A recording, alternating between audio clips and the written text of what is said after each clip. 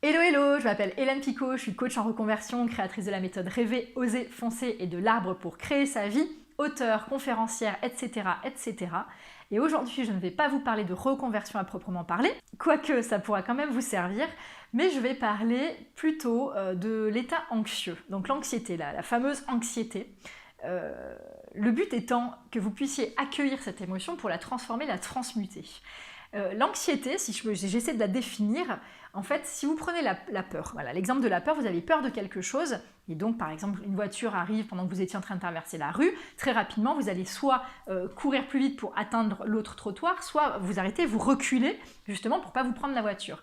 Donc face à une peur, on a vraiment le phénomène de fight or flight, c'est je combats ou je fuis. Et ça c'est comme dans les phénomènes de stress, hein. Quand on est stressé, on a la possibilité soit de combattre, soit de fuir, et si jamais on est tétanisé, là pour le coup le stress grandit et grandit, et c'est d'ailleurs les phénomènes de burn-out, hein, quand on a l'impression d'être pieds et poings liés. Bref, mais ça c'était une petite digression. Sur notre phénomène anxieux, le souci c'est qu'il n'y a pas d'objet de peur en tant que tel. Vous avez la boule à la gorge, mal au ventre, les sueurs froides, il y a un truc qui va pas, vous sentez, c'est comme s'il allait se passer quelque chose, sauf que vous êtes incapable de mettre des mots dessus, parce que dans 99% des cas, il ne va d'ailleurs rien se passer. Mais c'est un état justement où on est toujours un petit peu sur le qui-vive. C'est comme si donc on sentait qu'il allait se passer quelque chose, on ne sait pas quoi, mais voilà, donc c'est cet état-là. Du coup, forcément, comme on n'a pas de mots et d'objets de peur, c'est encore plus, ça nous prend encore plus la tête, et on peut se créer des tonnes de petits vélos, comme on dit, dans la tête. Donc ça ne nous aide pas, parce que ce phénomène anxieux, c'est ça qui peut engendrer aussi le contrôle, c'est-à-dire qu'on contrôle un petit peu tout, on essaie de tout mettre d'équerre, sinon hop, l'anxiété va pointer le bout de son nez. Donc il y a plusieurs techniques, hein, qui vont vous permettre un petit peu de faire descendre ça. L'anxiété, ça peut être aussi une anxiété chronique, hein, et depuis très longtemps, et ça peut durer des mois, des années. On a des personnalités anxieuses. Moi, clairement, je suis une personnalité anxieuse, enfin de base. Maintenant, j'ai travaillé sur moi depuis longtemps, donc voilà. Mais quand je vais vous montrer les bouquins, c'est des bouquins qui datent de 96, enfin voilà quoi, ou même 94. Donc autant vous dire que j'étais ado, et du coup, dès mon adolescence, moi j'ai vraiment... mais c'est grâce à tout ce genre de choses, hein, que j'en suis là où je suis, c'est parce que pour le coup, j'ai vraiment bossé sur moi très jeune, grâce à tous ces symptômes entre guillemets que j'avais, quoi. Et la vie faisant, donc j'ai travaillé sur moi. Mais donc il y a plusieurs des éléments. La première, ça va être de bien évidemment respirer. Ça c'est la première des choses, les exercices de respiration, parce que vous allez vous apercevoir que quand vous êtes dans l'émotionnel au taquet, donc que ce soit la peur, le stress, l'anxiété, peu importe l'émotion, l'angoisse, il y a vraiment ce blocage de la respiration. On ne respire pas. Donc le premier truc à faire, respirer. Prenez des bonnes respirations par le ventre, c'est super important. Et 3 bonnes respirations, expiration, inspiration. Et vous pouvez même regarder des vidéos sur YouTube, ou que ce soit d'ailleurs des CD de méditation, de relaxation, de visualisation. Ça va vous aider justement, ça va calmer cette espèce de vélo intérieur qui balance des pensées, on ne sait pas trop lesquelles parce que c'est extrêmement diffus. Mais du coup, ça va tempérer un petit peu tout ça.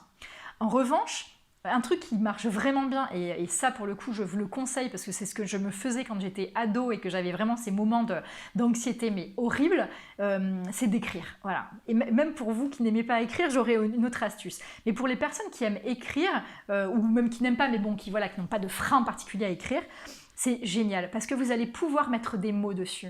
Ce qui gêne dans l'anxiété, c'est qu'on ne sait pas contre quoi, qu'est-ce qu'on combat en tant que tel, vous voyez. Donc le fait d'écrire, vous allez pouvoir mettre des mots et vous dire au final, ouais mais du coup ça va quoi. Et vous allez réussir à faire l'histoire. Donc ce que je vous engage à faire, c'est d'abord vous balancer, voilà je stresse, j'ai la boule à la gorge, je me sens mal, j'ai peur de ceci, je fais ci, enfin vous racontez un petit peu tout votre état sur quelques lignes ou quelques pages, hein, si c'est vraiment too much. Donc vraiment vous racontez vraiment ça et vous allez voir que au bout de quelques instants, vous vous posez, vous respirez bien et maintenant vous allez utiliser le tutoiement. Et au moment où vous tutoyez, donc là, vous allez voir que votre discours va changer. Et de suite, ça va être mais t'inquiète pas, tu vas y arriver, tatati. Et en fait, vous allez vous asséner vos propres conseils. Donc après, c'est des conseils que, voilà, de votre intuition, de votre moi supérieur, des anges, de qui vous voulez. Mais en tout cas, il y a un état d'être, un état de confiance bien plus grand qui va arriver et qui va vous calmer vous-même, quoi.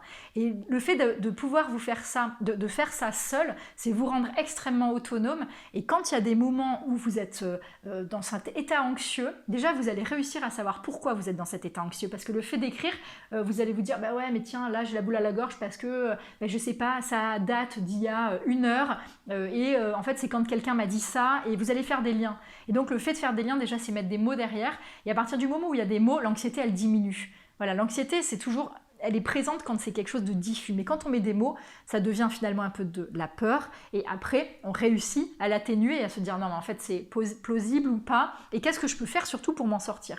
Donc là, première des choses, ça fonctionne très bien. Pour ceux qui n'aiment pas écrire, j'avais ce bouquin, alors je ne sais pas s'il existe encore, qui s'appelle « Dessiner vos émotions ». Et celui-là, je l'ai acheté, je pense que j'avais 14 ans, quoi. Donc il n'est pas tout jeune, mais ouais, je pense que j'ai encore, j'ai encore des exercices d'avant, c'est génial. Oh, je vais les relire tout à l'heure, c'est trop mignon. Ah, c'est chouette. Bon, bref. Et en fait, celui-là, je l'avais trouvé vraiment génial, ce bouquin-là. Alors, je vais essayer de vous trouver un exemple pour les personnes qui n'aiment pas lire. Hop, regardez.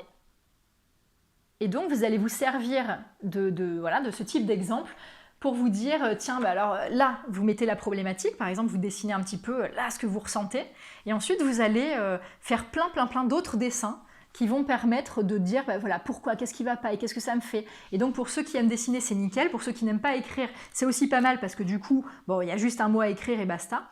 Et vous allez voir que le simple fait de le mettre sur papier, mais comme l'écriture d'ailleurs, ça sert d'exutoire. Et c'est super important, mais pour toutes les émotions, c'est hyper important de pouvoir non pas les refouler à l'intérieur, mais au contraire les exprimer.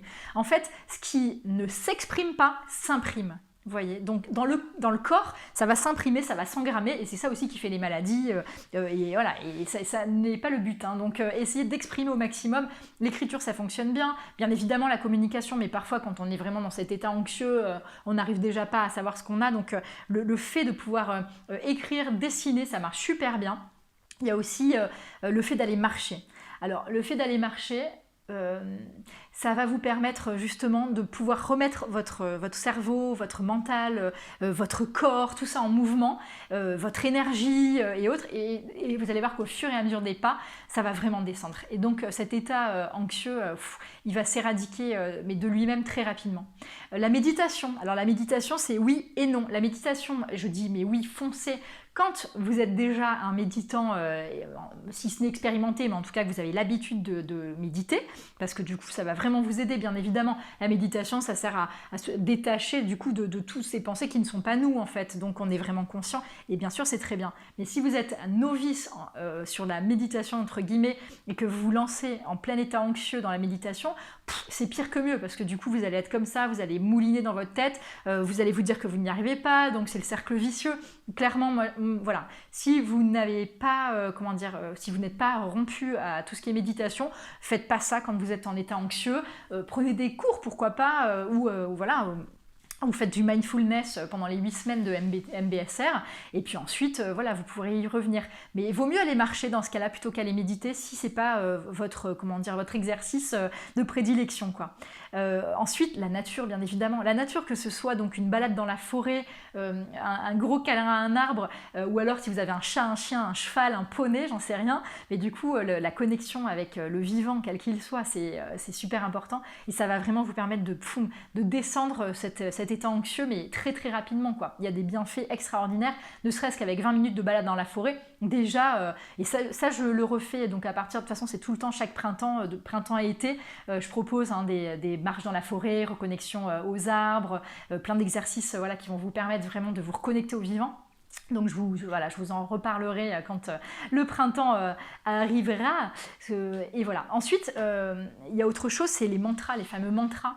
Il y a des mantras qui fonctionnent très très bien sur les états anxieux, parce que l'état anxieux c'est quoi? C'est le sentiment de ne pas être en sécurité, qu'il va se passer quelque chose. Donc il y a deux choses. La première, c'est je suis en sécurité partout, tout le temps. Ça, vous pouvez vous le répéter, vous pouvez vous le coller dans des endroits, et répéter ça, respirer en même temps. Donc je suis en sécurité partout, tout le temps, parce que oui, vous êtes en sécurité partout, tout le temps en fait.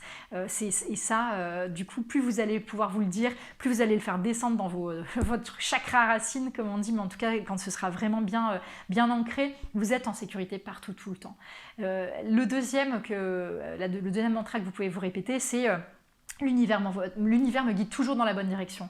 Et en fait, c'est ça, où je fais confiance à la vie, c'est un petit peu du même acabit. Mais l'état anxieux, c'est des moments où on ne fait pas confiance en le processus de la vie. Or, la vie, elle sait très bien où nous mener à chaque instant, quoi. Quand on lâche les chevaux, comme on dit, quand on est dans ce fameux flux, flow, bah, du coup, les choses, elles arrivent de manière extrêmement naturelle. Et donc, petit à petit, ça va être aussi de se réapproprier notre capacité, notre pouvoir magique, hein, comme je dis. En fait, on a tout le temps. Quand on veut, il y a cette abondance qui est présente, et donc de pouvoir se redire que oui, en fait, la vie, elle nous mène toujours vers le meilleur pour nous, quoi. Et ça, c'est certain, même s'il nous arrive un couac, c'est pour du mieux derrière, toujours. Donc cette confiance-là, ça va vous permettre de redescendre un peu dans votre état anxieux.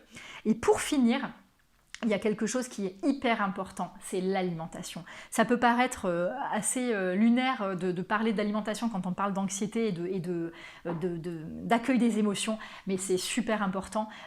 Ce qu'on mange, c'est vraiment ce que l'on est. Hippocrate disait que ton aliment soit ton premier médicament, mais c'est pas qu'un médicament pour le corps, hein, c'était aussi pour notre psychisme. Ça, c'est super important. On a plein de neurotransmetteurs aussi dans le cerveau. Quand on est par exemple en manque de GABA, donc c'est un acide aminé, si on est en manque de GABA, du coup on est dans un état ça n'arrive plus, on n'arrive plus à se calmer, on n'arrive plus à récupérer. Et les GABA, vous allez en trouver dans des compléments alimentaires certes, mais vous en trouvez dans les brocolis, dans les amandes, dans les lentilles, donc il y a plein de choses comme ça. Quand on a une alimentation dégueulasse, en fait ça joue vraiment sur notre état d'être, et c'est juste incroyable, mais il y a eu une expérience qui a été faite. Moi je m'intéresse vraiment beaucoup à tout ce qui est justement le microbiote. Le microbiote, c'est voilà, tout ce qui se passe dans votre ventre, les bactéries, et du coup qui vont vraiment jouer un rôle dans votre vie de tous les jours, hein. C'est juste hallucinant. Et ils ont fait une expérience sur des rats, pardon pour ces pauvres rats, mais bon, il y avait des rats qui étaient en bonne santé, tout allait bien, et il y avait des rats dépressifs. Et finalement, ils ont prélevé de ces rats dépressifs donc certaines bactéries de leur microbiote, et ils les ont introduits dans les rats qui allaient bien. Et bien bim, les rats qui allaient bien, quelques heures je crois, ou en tout cas jours maximum après, dépression totale, quoi. Et du coup, vraiment, notre ventre, c'est notre deuxième cerveau, et ça on le sait, ça fait même plus de 30 ans, bah même beaucoup plus, mais en tout cas il y a déjà des bouquins, moi je me rappelle, mon père il avait des bouquins sur le ventre, ce deuxième cerveau, qui date, je sais pas, des années 70 ou 80, et du coup, maintenant, il y en a de plus en plus. Et c'est hyper important. Notre alimentation, elle joue un rôle énorme sur nos états, que ce soit l'anxiété, sur la dépression, sur beaucoup, beaucoup de choses. Donc, en fonction de ce que vous mangez, vous allez vite voir, si ça va bien ou pas au niveau de votre psychisme. Et quand ça va pas bien, c'est qu'il y a un truc aussi qui est déréglé par rapport à ça. Donc, une alimentation saine, c'est super important. Donc, si vous avez une alimentation saine, que vous continuez à aller marcher dans la nature, que vous écrivez, que vous faites confiance en ce processus de la vie, et c'est ça le plus important surtout, parce que quand vous êtes dans cette sécurité, dans cette confiance, au final, qu'est-ce qui peut se passer de mal, quoi. Enfin, et même si ça arrive, bah, c'était pour du mieux derrière, quoi. Donc effectivement, ça permet de détendre beaucoup, beaucoup de choses, mais l'action, le fait de marcher, de se mettre en mouvement, c'est important aussi. Si vous restez seul chez vous à ruminer, non, ça n'aide pas, bien évidemment. Donc en tout cas, je récapitule, respirez, écrivez, dessinez, ça va aussi avec, méditez, allez marcher, allez dans la nature, ou en tout cas ayez des animaux proches de vous, pourquoi pas. Répétez-vous des mantras, et l'alimentation c'est non négligeable. Donc je vais vous faire plein de grosses bises, et rêvez, osez, foncez. Détendez-vous, la vie, elle vous mène toujours exactement là où vous devez être et où vous devez aller. Donc je vous embrasse très fort. Bye.